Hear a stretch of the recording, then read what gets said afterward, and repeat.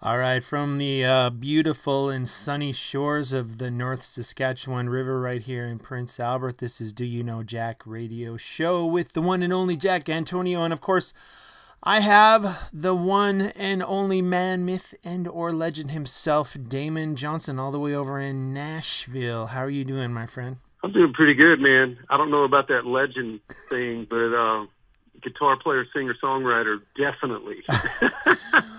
Well, you've managed to make a go of it professionally, which many of us out there strive so hard to do, including myself in my younger days in the early 90s. I'm a trumpet player, though, so I'm not sure if the playing field is easier or more difficult for a trumpet player as opposed to a guitar player.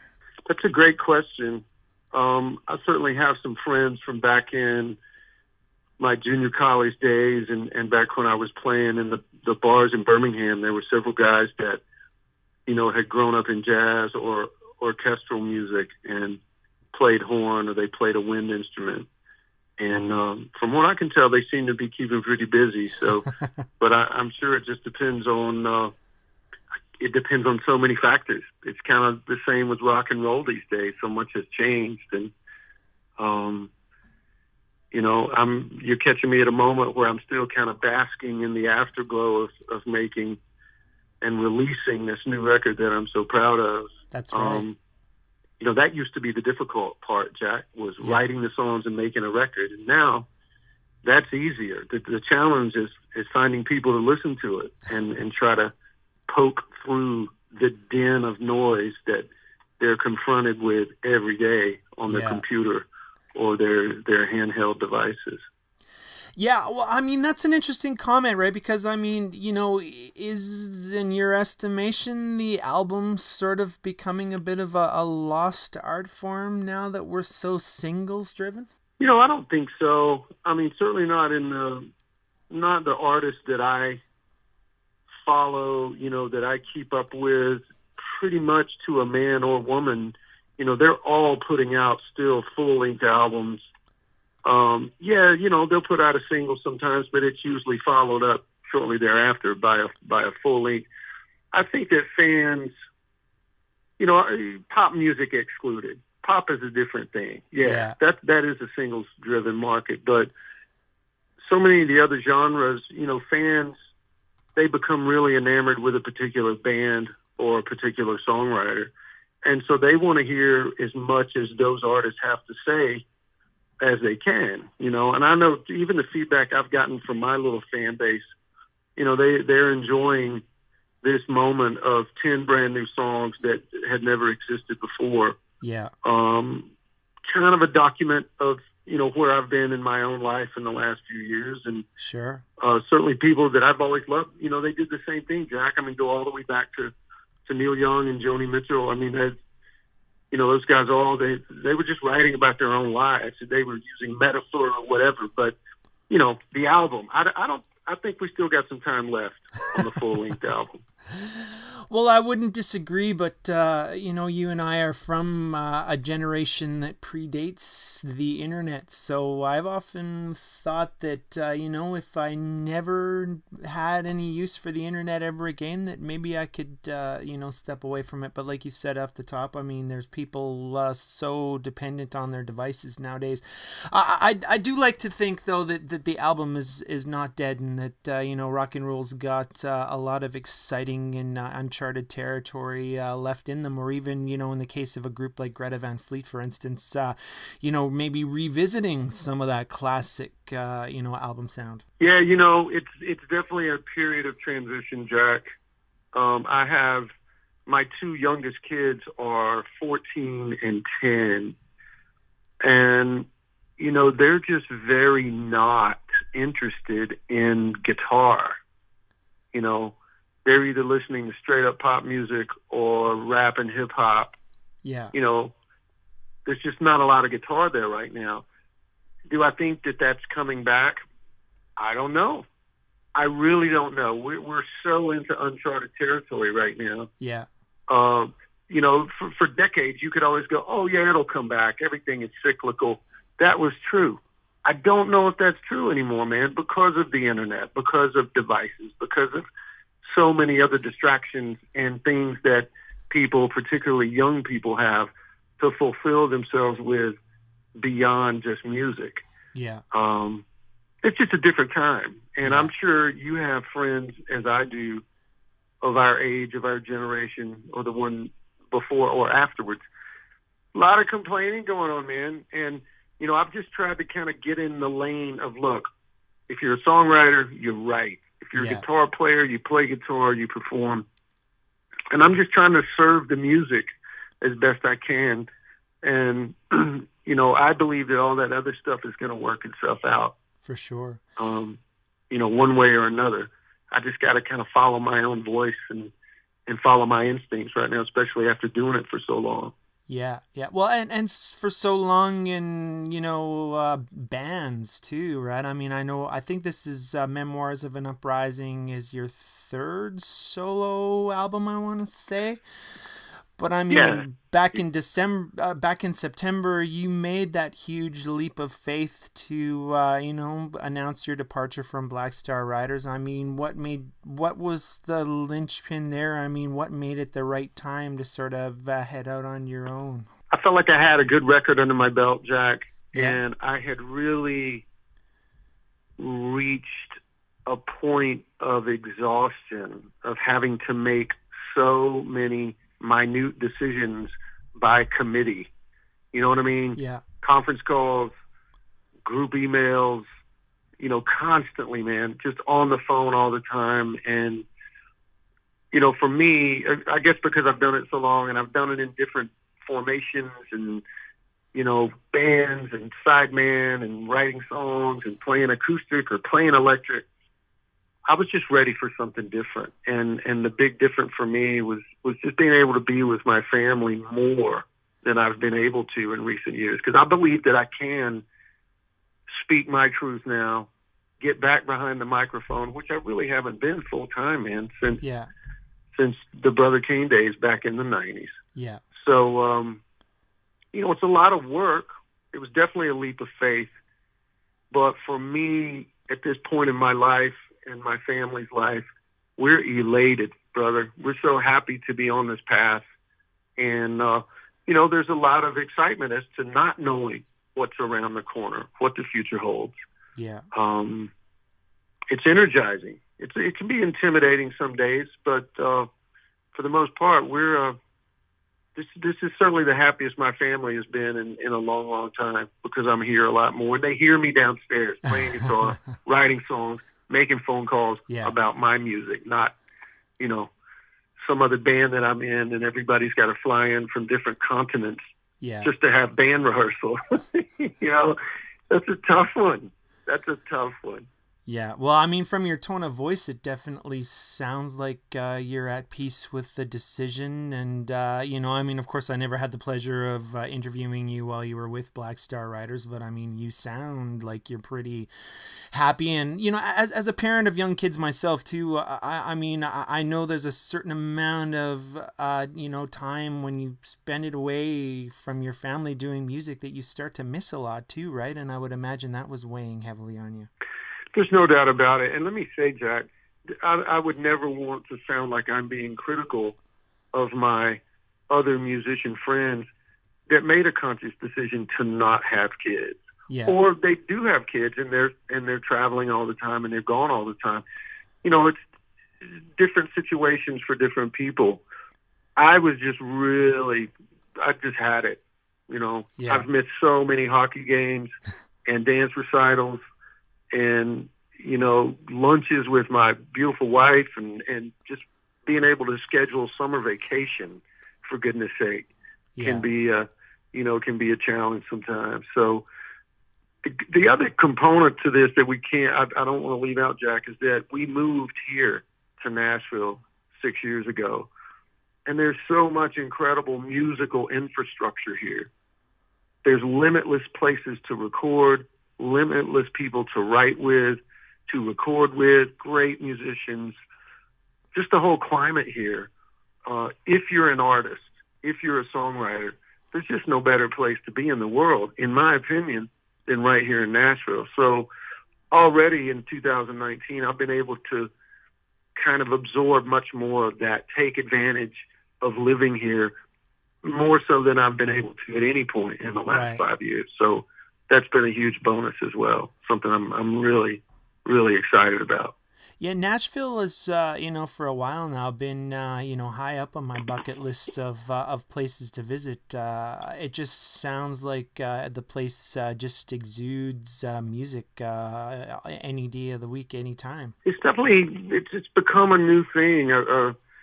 I've been coming into Nashville on my own, going way back into the 80s when I first started playing music in bars and, first started trying to write songs. I would come to Nashville from time to time. And, Jack, it's such a different place now than it was in 2019 than it was in 1989, I assure you. So it's become almost more of like an international city, but it hasn't lost its historic core, of the music business, a town that was just founded on landmark songs, landmark songwriters, and artists.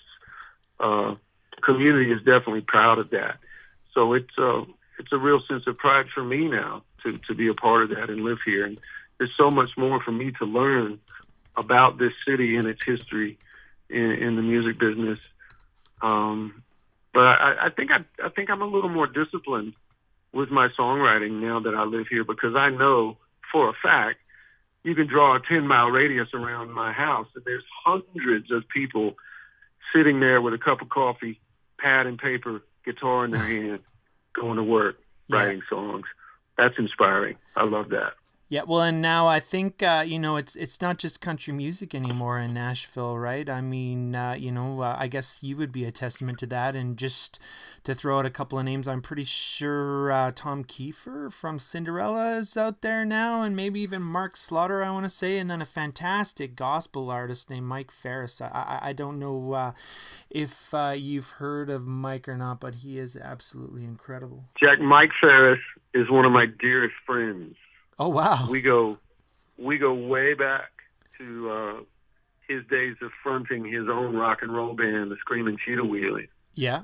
And we did dates together when I was in Brother Kane. And then in the early 2000s, we did some solo acoustic dates together. Wow. And his manager at the time, the late, great Rose McGappy, was just an incredible human being and a big fan of mine as well. So she had gotten us together on some things. So, but you're right. Mark and Tom both live here. You can go both sides of that generational divide. Even older artists like Peter Frampton's here. Oh, wow. Brad Whitford from Aerosmith is here. Tom Peterson from Cheap Trick is here. I think like Dave Mustaine, Mick Mars from Motley Crue, all these guys are here. And then, there's some younger artists. Obviously, Jack White has a place here now. He's become such a figurehead in Nashville, every bit as much as he was in Detroit. Nice. And, of course, the guys in Kings of Leon are from Nashville as well. So just an incredible amount of rock artists, rock writers, rock performers that live here. Yeah, for sure. And of course, this new record, you've chose to work with Johnny Blade Troglin. I mean, in every press release and album review that I've read, it talks about how, Jim's your longtime friend and songwriter. I mean, just how far do you guys go back, and, what does he bring to the table when it comes to fleshing out songs? Because I know this album was about the songs, right? I mean, that's been said many times as well. Yes, thank you, Jack. Indeed, it is a record really focused on the songs and the storytelling. And Jim and I met back in the early 90s in the Birmingham, Alabama music scene, where we both were starting to kind of make an impact. And, we lost touch a bit when Brother King went on the road incessantly, but we reconnected around 2000. We did a little project together. We sat down, he played me a few things he had, and it just blew me away, and it got me excited. And as you do really in any collaboration, So as we got older, we both remarried. Our wives became best friends, and then our kids that we had with those wives became best friends. So, Jim's just been a big part of my life now, really, especially for the last, 17, 18 years. Yeah. So Jim is an artist in the truest sense of the word, Jack. He's literally hearing melodies and rhythms in his head constantly. I'm sure it drives his family crazy sometimes, but, for me, I just kind of see the genius in that. And so it's fun for me to tap into that. And I say, hey, Jim, I got this idea for a song, and I'll feed him something and he'll bounce it back. And we can do that even long distance. He still lives in Alabama, so he's about a 2-hour car ride south of where I live here in Tennessee. Yeah. But we work really fast. There's a trust element there. And, there's nothing that I can't do with Jim, lyrically, musically, dynamically. And it's been fun for me, Jack, to see him get so excited. Yeah. He hasn't been a part of a full-length project like this in a long, long time. So I was also, it kind of fueled me as well just to see his enthusiasm. And, it was a challenge for me, for him to send me an idea that I thought was really good, that I needed to raise the bar and make it even better. So that was always a good day when I would send him a demo that I had worked up and then get some immediate positive feedback from him. Now, is Memoirs of an Uprising, is this a self-produced record? It is indeed. I produced this record myself. I did not intend to do that. One of the great relationships that I have fostered and nurtured since moving to Nashville is my friend Nick Raskulinecz. Nick is a badass producer. He's made so many records that you are a fan of. For you or your listeners that aren't familiar with Nick, he's produced records by the Foo Fighters, Alice in Chains, Rush. He worked with Queens of the Stone Age, Mastodon. I could go on. The new Hailstorm record, he just produced that. Well, Nick and I did the second and third Black Star Riders records together. He produced those for us. And that's how we really started our relationship. And Nick did a 5-song EP for me, Jack, back in 2016. So when I got ready to start recording this record, I of course, went right to Nick because, we've just become great friends. And he was really busy. And, I says, well, if you got any suggestions of someone else here in town? And he says, man, you're crazy if you don't produce this yourself. I've made 3 projects with you now, 3 records with you, and I see how you work. You've got great instincts. Use my studio. His engineer, Nathan, is incredible. Yeah. So I got to record the drums and the bass guitar there, and then really just bring all the tracks here to my house. And because I got a good setup downstairs here, so I could record guitars, vocals, and just take my time and really get it right, to where it sounded good in my ears and get the sound down that I wanted to achieve. So I was really pleased to finish that process. And then when all the songs were completely recorded, I did go back to Nick, and he graciously mixed the record for me in between his busy schedule and mine at the time, because I was still traveling with Black Star Riders. So Nick is incredible, and I'm really grateful for his not just his time, but his confidence in me. It took him to push me in that direction of producing it myself.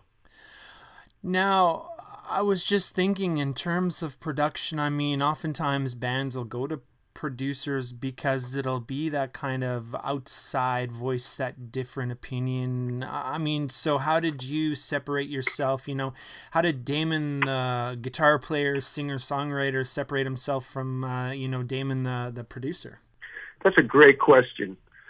And as I look back quickly, I think the fact that I had incorporated Jim into the songwriting so much. Jim writes completely different than I do. He's got different influences than I do. And I think that in itself had already taken me out of, I don't want to say my comfort zone, Jack, but it's like my wife kids around with me. She goes, Damon, if you wrote all these songs by yourself, it would sound like a classic rock record. And she goes, this doesn't sound like that. There's a different energy in there. Yeah. And I think in a way, Jim almost kind of co-produced it with me. So I just never, I don't recall any moment where I was doubting anything, doubting a guitar part, a rhythm section performance. If something didn't sound right to me, then we would just recut it. Or, I would sing for 2-3 hours a day, step away from it, listen again the next day. Okay, I can beat that line, or I don't like that lyric. Let me write something else. All kinds of things like that. For sure. It just seemed it worked pretty seamlessly. I can't sit here and tell you that I'm going to go straight back out and produce my next record again, Jack. Yeah. Because it's a lot. It's a lot of work. And it is nice to have someone else there just to kind of bounce those big decisions off of arrangements, vocal performances, microphones on the drums, things like that. I learned a lot, and I can certainly do it, but we'll see. I'm just proud of how the record turned out. I think it stands on its own. It speaks for itself, and it just grows my confidence as I go forward, and get ready to do another one in a few months. I'd love to get back in the studio as soon as I can.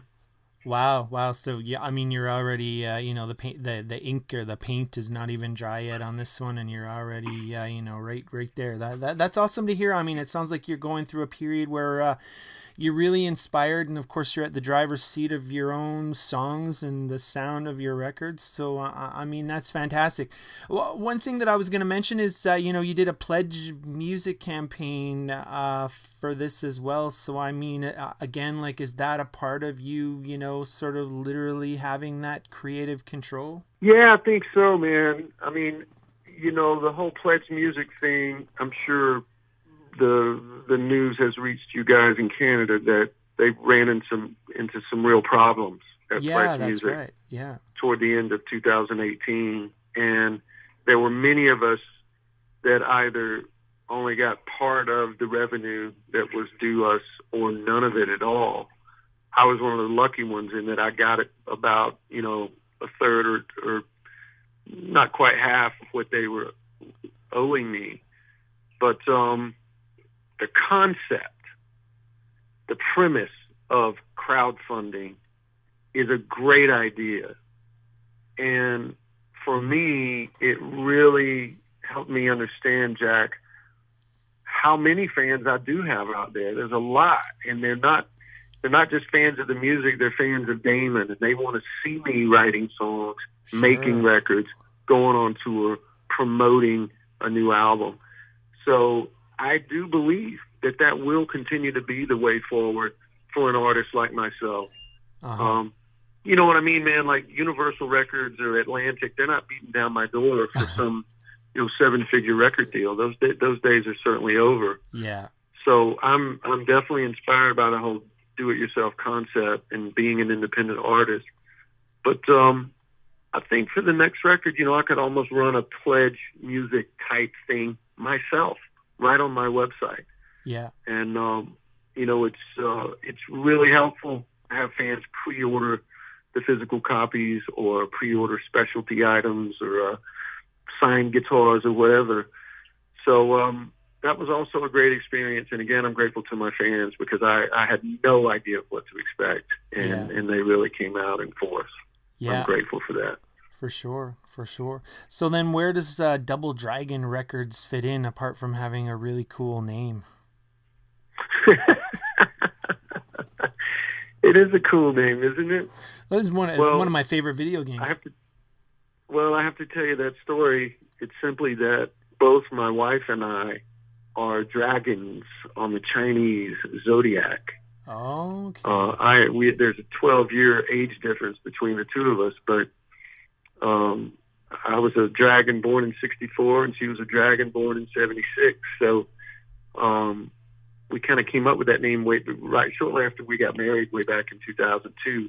And I was using that name, Jack, almost for fun, never really imagining that it would become a full-blown thing. So Double Dragon Music is my publishing entity, and Double Dragon Records is my little record imprint, and we're just having a grand old time, man.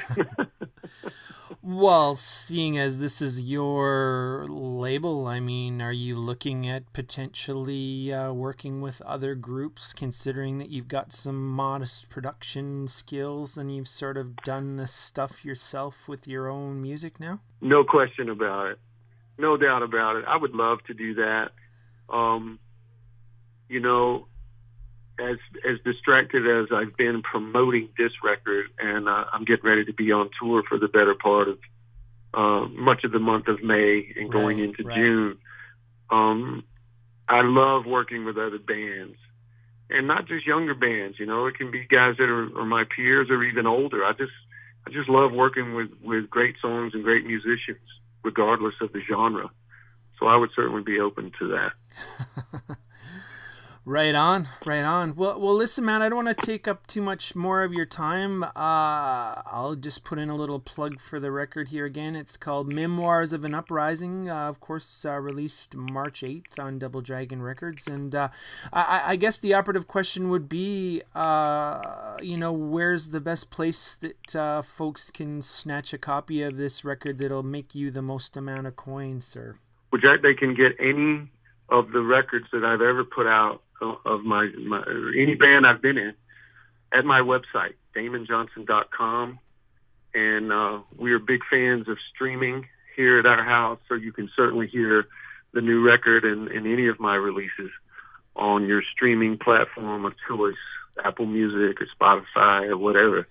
Right on. But I've got a little run of acoustic dates in Eastern Canada booked, Jack. Yeah. In June, I'm going to do 3 shows, one in Quebec City, one in Montreal, and one down in Cornwall.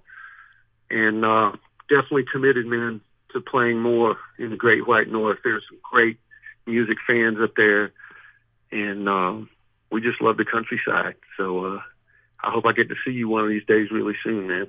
Yeah, that would be amazing. Any artist that I've talked to, biggest right on down to the smallest of indie acts always speaks highly of Canada and our wonderful country. It seems like the pervading opinion is that we're a great place to come and play rock and roll. So that's good to hear that you seem to concur. I definitely concur, brother. Thank you for this time, man. I really enjoyed talking with you. Right on, man. Thank you as well. And like you said, hopefully, we'll get to meet in person one of these days, man. Much appreciated for your time. I look forward to that. Thank you, Jack. All the best. Yeah. Bye-bye.